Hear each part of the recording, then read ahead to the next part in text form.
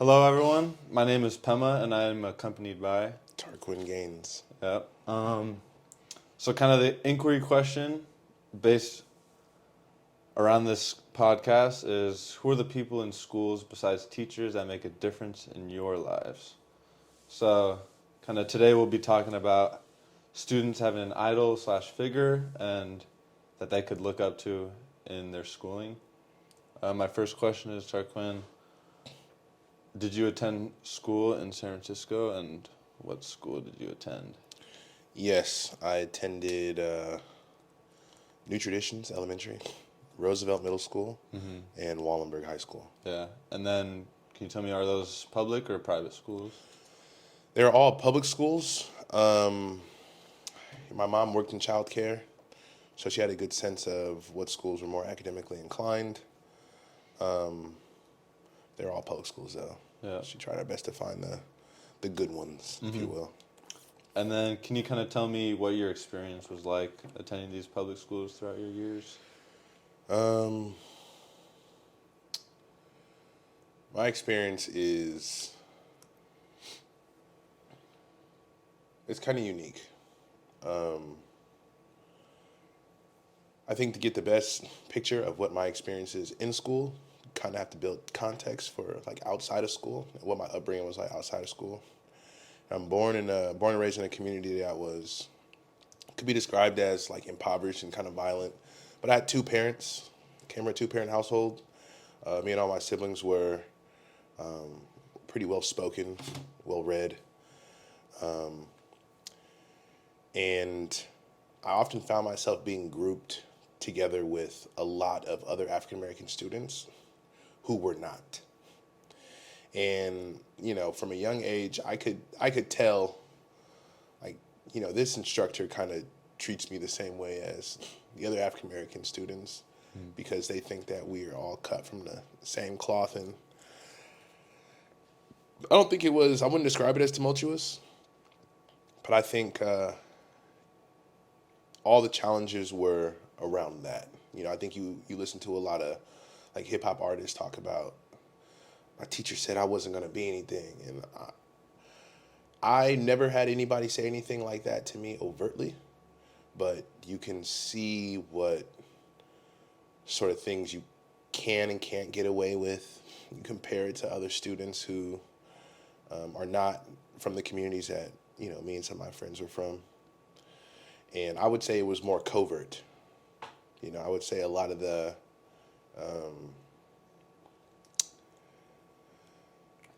I guess if you will, neglect was more covert.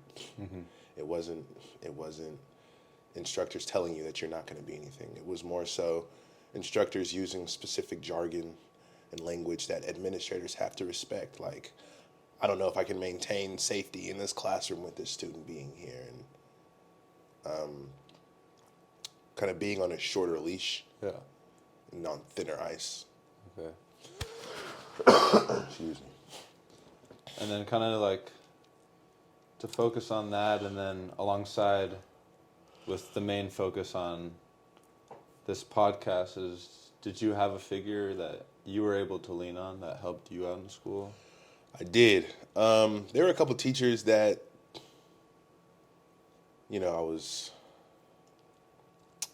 I'm very appreciative of. I was very appreciative then, and as an adult, I can reflect on a deeper level their level of impact. But for the most part, it wasn't teachers. It was more so coaches, maybe some security guards, after school instructors, and people from the community who are in those school spaces or in those after school spaces. And I know, in fact, a few people were from the neighborhood, and one of them who probably had the greatest impact on me went to middle school with my father. So it just felt very natural. But although I had an affinity with some instructors throughout, my K through 12 experience, it wasn't mainly teachers. Gotcha. And kind of, how did those figures kind of impact your life and kind of get you to keep going throughout school and throughout other aspects of your life? Well, I think in my early years, it was more so establishing a sense of belonging. And like I said, when you're dealing with young people in an informal setting, like after school programs or in a sports setting, or at lunchtime, I think you're able to see a different side of them. You're able to interact with them in a different way. And I think that kind of fosters establishing and maintaining lasting relationships. But I will say my senior year of high school was probably the most challenging year that I had. I actually ended up dropping out for a little bit. And the after school director of my former elementary school helped me reclaim my life, if you will. She gave me a job. She encouraged me to re-enroll in school, finish, get my diploma. And again, it's just I think it speaks to people being in those informal settings. I think me and my brothers, though we were doing, our family was doing a lot better than a lot of the families in our community, we still had a lot of the same challenges as like poor black folks, growing up as poor black folks and trying to survive. Yeah. And yeah, school was the least of my worries for a while. And it was tough dealing with, whatever family issues we were going through. The recession, we were hit really hard with the recession. And we were feeling the effects of that until about 2010. Yeah. And, school just got smaller and smaller. And trying to survive became pushed to the forefront. Yeah. So kind of fast forward a few years after your schooling. Obviously, we're here today because you've been a big role model and figure in my life ever since I met you in, fourth grade? I was in fourth grade. And, I was very young at the time. You were pretty young in your own life. You were what? 20. 20. You were a year younger than me, coming in as an after-school counselor at my elementary school. So kind of what motivated you to work with children, and what was your kind of thought process getting into that? Well, I knew it was something I wanted to do. I grew up in a group of the YMCA, and it just went from being a participant in those programs to being a youth volunteer. I was awarded with Youth Volunteer of the Year my senior year. And so I knew, I'd built some strong connections there, and I knew it was something that, excuse me, I knew it was something that I could do. It wasn't too difficult, number one. Yeah. It wasn't a crazy job, but it was also very fun. It came natural. When you grow up in those spaces and you transition, it's something that comes very natural.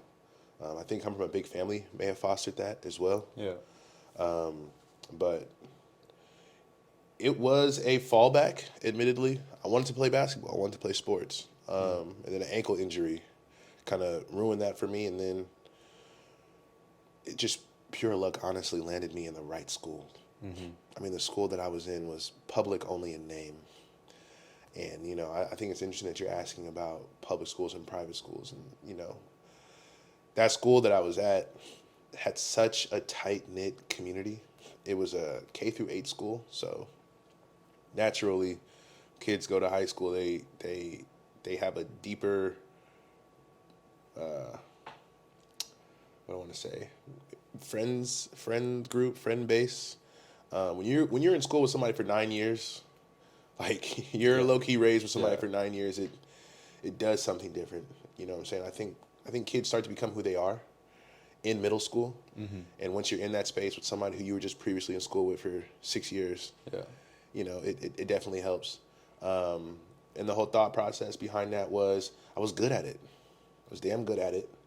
And it was just opportunity after opportunity with being a part of the community. Mm-hmm. Yeah, it was it was a special time, and I knew I had to capitalize on that. Yeah.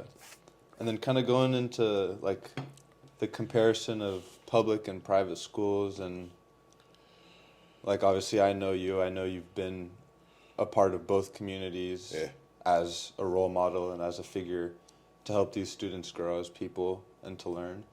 So kind of, can you give me some compare and contrast kind of how your experience? I mean, right off the bat, you got to mention the I guess family household income. Mm-hmm. Private schools typically have a lot more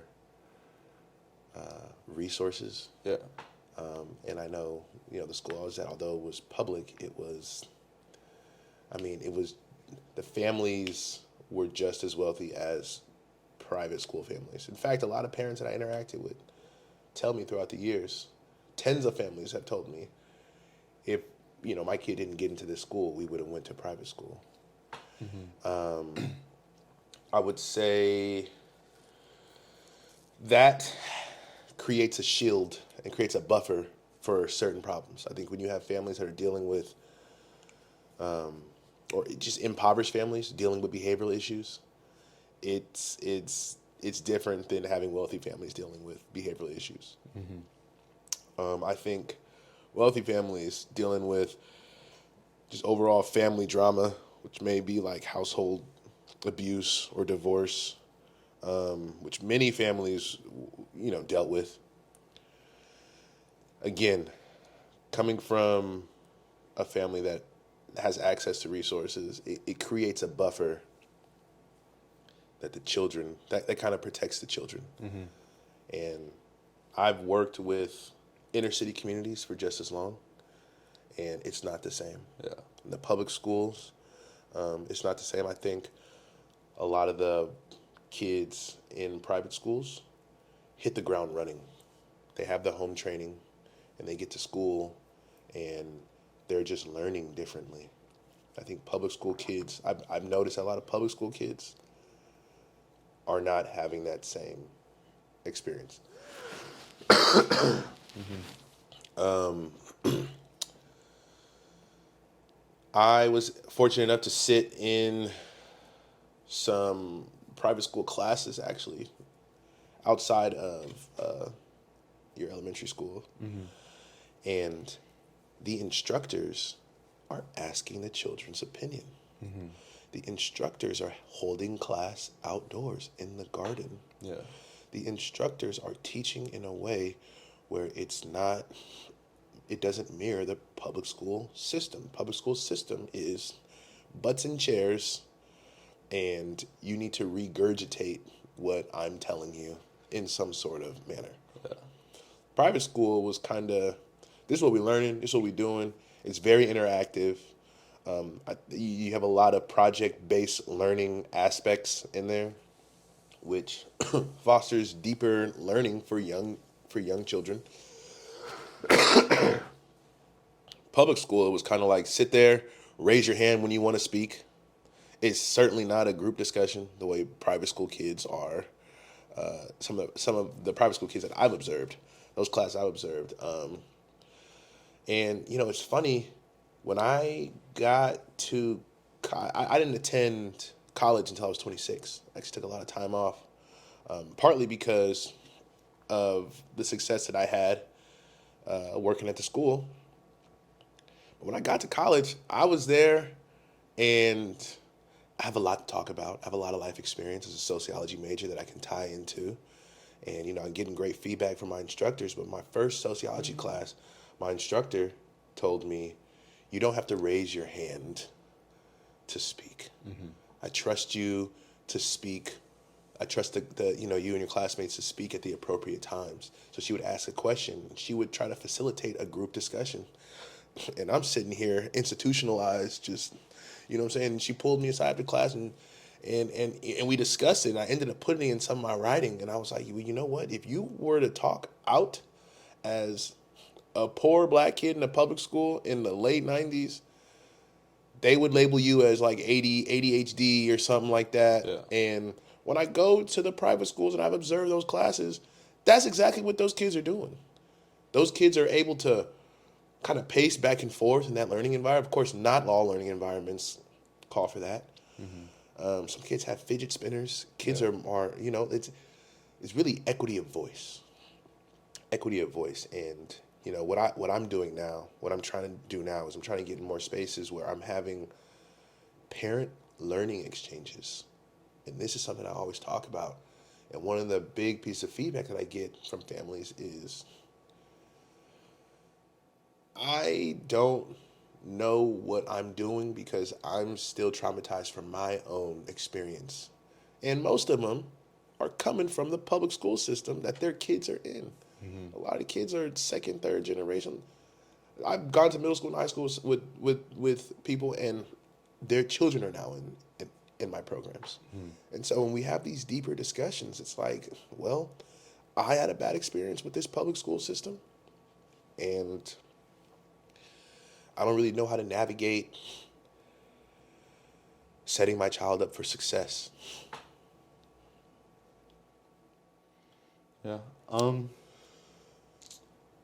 Kind of going off that, like, obviously, I feel like one of the closer groups of kids that you've experienced was kind of my year, my grade, my circle of some parts of my circle were my friends, and those were kind of some of the kids that you looked out for and created these Lasting relationships. Yeah. Very long lasting relation. I mean, I've known you for more than half of my life. Yeah. So, kind of why did you choose to look out for our group specifically, and kind of what did you see in us to make you kind of have those long lasting relationships? Well, in the grand scheme of things, working at that school was probably one of the best things that ever happened to me. And I can attribute a lot of my success, in fact, still being here and being healthy and being exuberant still, to working in that space. Like I said a couple of nights ago, a lot of my friends was in this neighborhood getting in trouble and hurting people and getting hurt for just broadly speaking. And I'm in one of the nicest neighborhoods in San Francisco, one of the coolest schools, and I'm able to be softer. I don't have to have this rough exterior that I needed for survival in this community. You need to learn how to navigate that, and that typically looks like having a rough exterior. So, in the grand scheme of things, it was a life-changing job. And, more specifically, your class, I pour into the families that pour into me. And, the older I get, I'm starting to empathize and view that community from the lens of the parents. And, I mean, when you have somebody from the village who can keep your kids out of trouble, and you got lasting relationships with them, and you're on a cell phone text basis with them, I mean, it was a no-brainer to be able to pour into you all. And I think more so it happened naturally. I think the job gets easier when you build relationships with the families. 100%. You cut down on all the behavioral issues. You increase a sense of belonging for the kids in that community. And it was mutually rewarding. Yeah, so I just want to kind of tell all the listeners, I wasn't like, my friends and I, our little circle in middle school, we weren't the greatest students. We needed a little bit of assistance, nothing out of the ordinary. And Tarquin was nice enough. He would come early to his job. 7 to 7. Yeah, 7 to 7, and literally just sit in our science class with my friends and my classmates, and just make sure we're doing our work. He wouldn't scream at us, no bad blood. It was always just do what you need to get done, and then we'll go have some fun later, go play basketball. And that was another aspect that Tarquin has showed as a leader is he's been able to help us out just within the school aspect, but then also transitioning into sports and kind of being able to translate what we've learned from him in sports and academics into our everyday lives. And that's something that it's a thing I talk to other people about, and I mentioned Tarquin, and yeah. And it's nice to have the full circle moment. It's nice to have that. It's nice to get my flowers.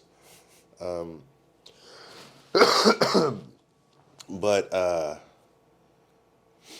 working in that space, in that role that I was in, and then coaching basketball,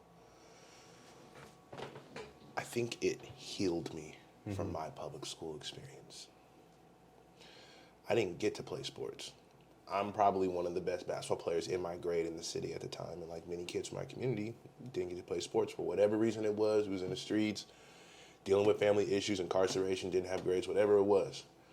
And, I think in 2017, I was like, I got a good group of kids, and, I have my own trauma and dealings with the public school system. Now I'm in a position to where I know how this impacts people, and I know how to navigate it, and I'm just going to pour everything I know and I have into you all. And, going to different schools and communities and playing basketball and winning games and being undefeated was dope as hell, but I think more so the informal spaces of traveling to games and bonding and going to get pizza after the game and going to Hard Knocks and getting food, and I think that was very rewarding. Oh, for sure. Being able to be that person that I needed when I was in the 8th grade. I mean, like I said, it was mutually beneficial, and it was healing. And I had such a good time. I had such an amazing time that I think I think I'm conflating my experience in the public school system with y'all's experience. So I don't have I can't remember any of the trauma that I had in the public school system. Like, I can remember some trauma, but a lot of it is starting to fade because of those Fridays we had and sitting in science class with you guys and y'all getting y'all work done. And then, like I said, we can go have fun later. And then we got a game later that day. And then we can go out for food after that. Like, I think I'm low-key conflating y'all's experiences with mine, which feels great. Yeah.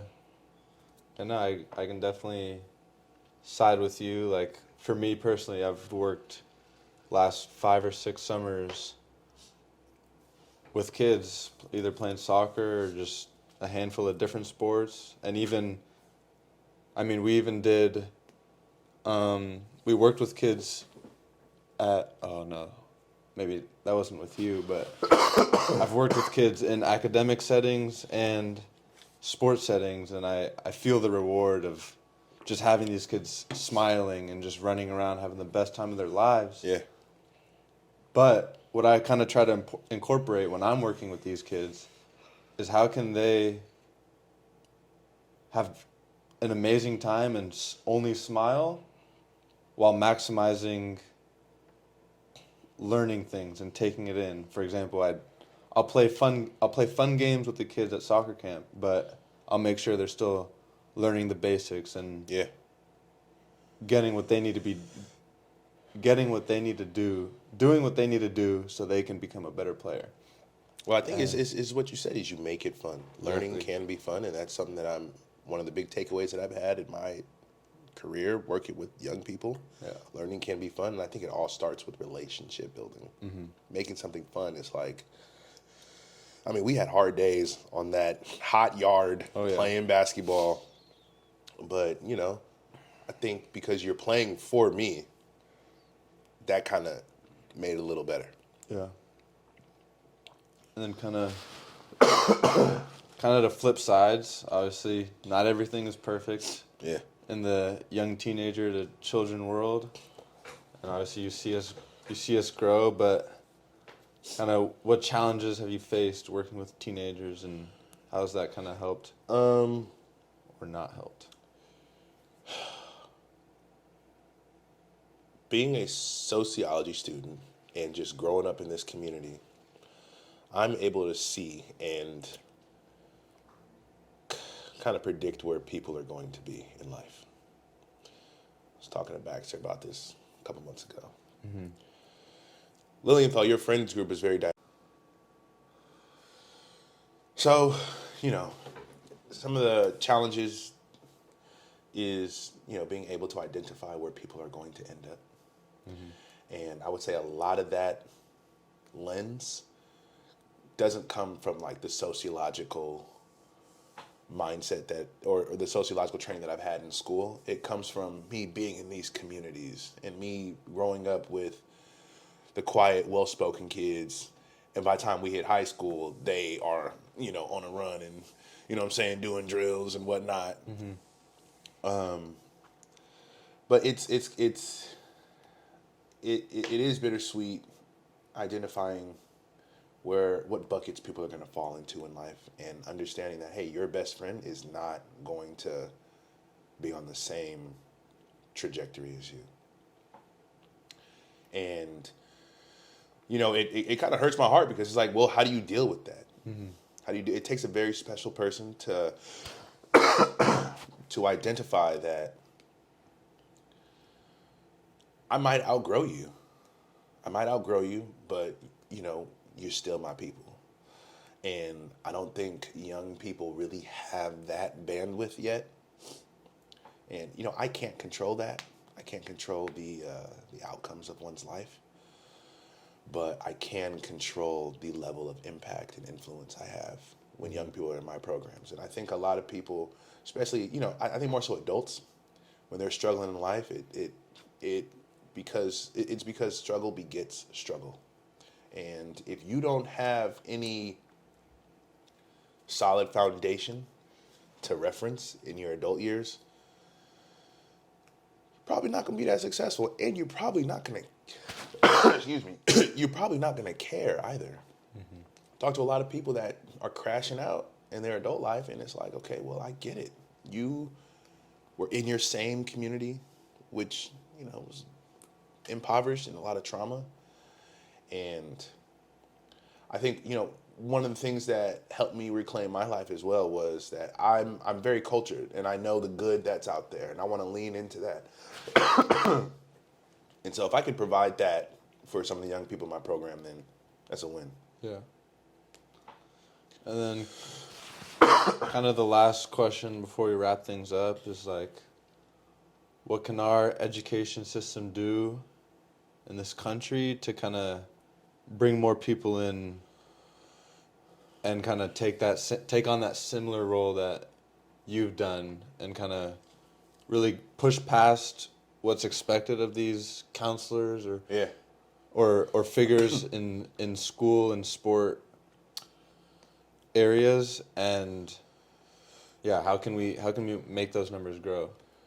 I would say number one, start paying people more and start making that pay merit based. I think you get a lot of people who are green and new to working with young people, and they get out there and they work with a group of inner city kids, and I've seen so many people quit. Directors of programs quit after a day, literally. God. And you get a lot of people who are passed up for certain promotions and sitting at the round table of decision making because they don't have degrees. And a degree is not going to help you build relationships with families and other constituents of the community. So I would say number one, pay people more. diversify.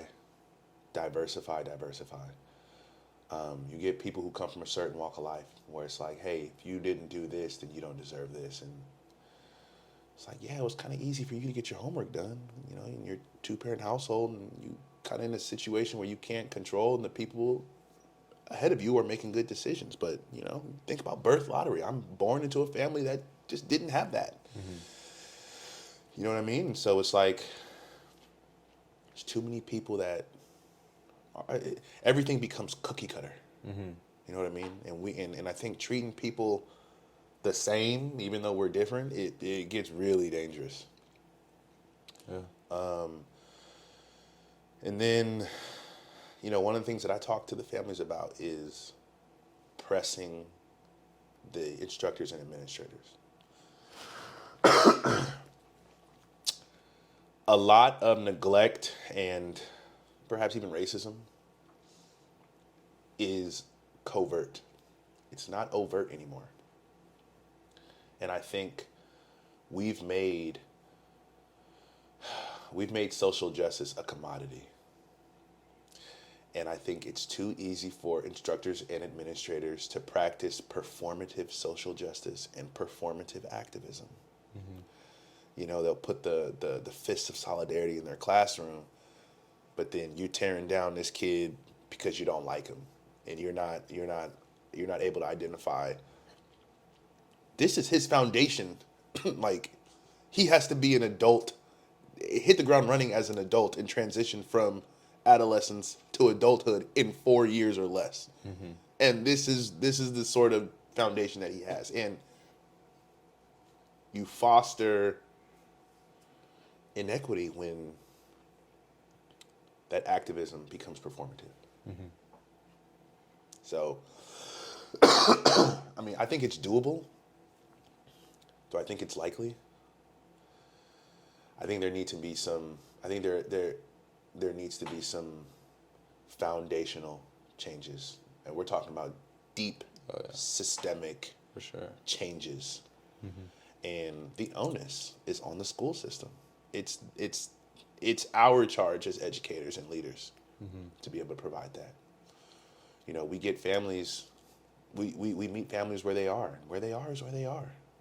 Anything outside of that is not reality. And I think we kind of have this system to where it's like, well, you need to be able to reach these standards, and reaching standards is important, right, when it comes to developing the pupil. But I just think that there's not enough empathy, mm-hmm, practiced. Yeah. All right. Well, thank you everyone for listening.